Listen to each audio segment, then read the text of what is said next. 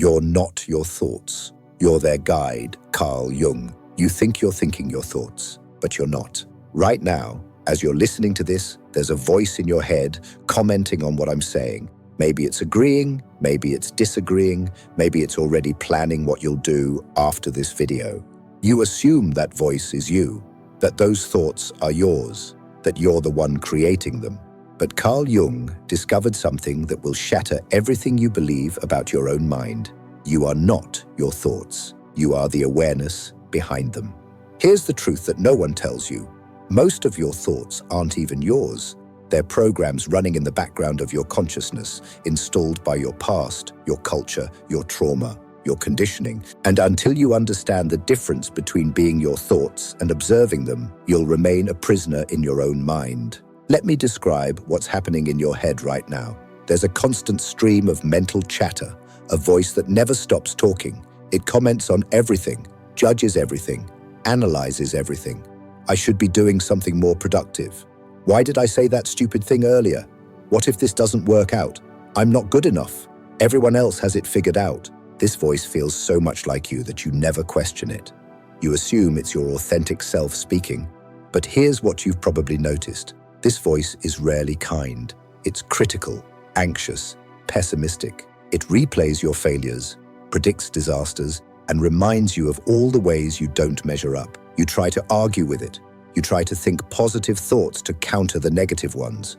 You try to control it, manage it, silence it, but it never stops. If anything, the more you fight it, the louder it gets. You feel like you're at war with your own mind. Like there are two versions of you, the one who wants to be confident and peaceful, and the one who's constantly worried and self-critical. Sometimes you catch yourself having entire conversations in your head, rehearsing arguments that will never happen, replaying conversations from years ago, planning scenarios that will never occur. You wonder if you're going crazy, if everyone else's mind is this chaotic, if this is just what it means to be human. You've tried meditation, but sitting still just makes the thoughts louder. You've tried positive affirmations, but they feel fake against the backdrop of your real mental chatter. You feel exhausted by your own mind, like you're carrying around a radio that's stuck between stations, playing static and fragments of songs you don't want to hear. And the worst part? You believe everything this voice tells you. When it says you're not good enough, you believe it. When it predicts failure, you prepare for it. When it judges others, you think that's your authentic opinion. You've become so identified with your thoughts that you can't imagine who you'd be without them.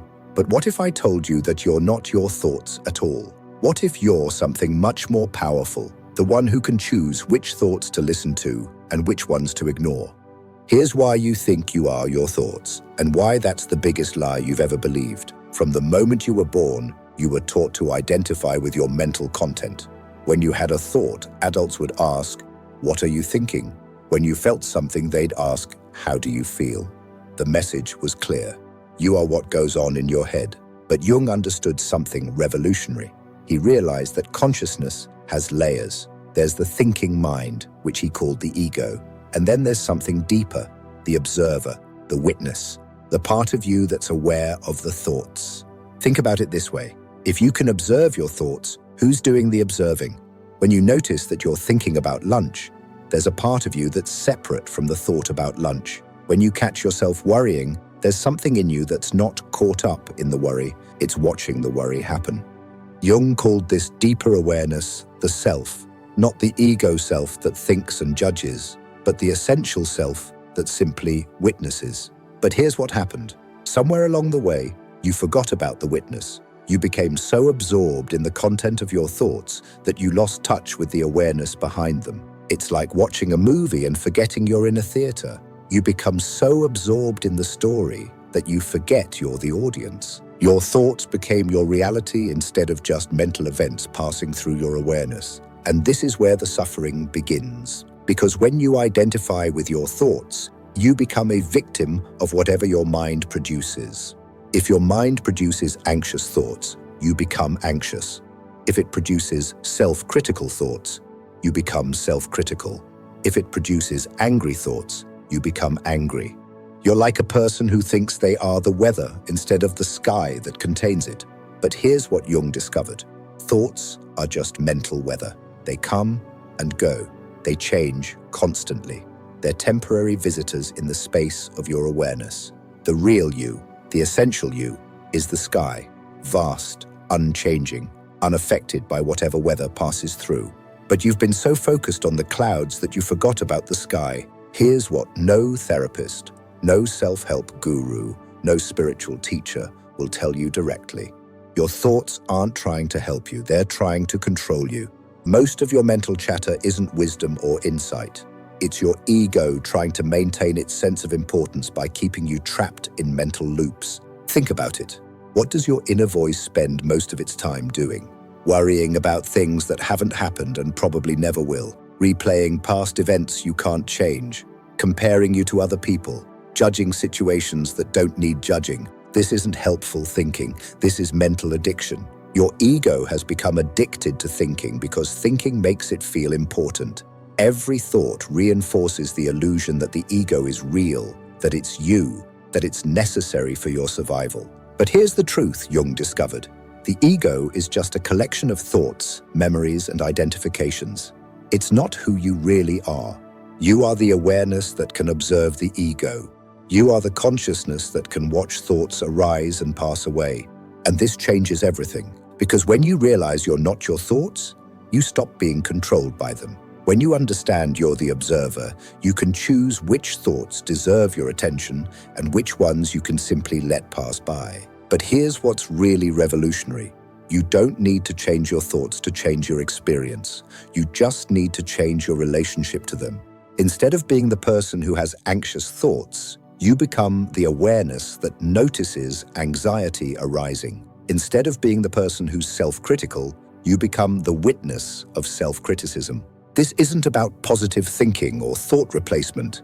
This is about recognizing that you are not the content of your consciousness. You are consciousness itself. Jung put it perfectly. Your vision becomes clear when you look into your heart. Who looks outside, dreams. Who looks inside, awakens. Most people spend their whole lives looking outside, at their thoughts, their emotions, their circumstances, trying to fix or change the content of their experience. But awakening happens when you look inside and discover the one who's been watching all along. This is the moment most people click away. But stay with me, because what comes next will change how you see yourself forever. So how do you stop being your thoughts and start being their guide?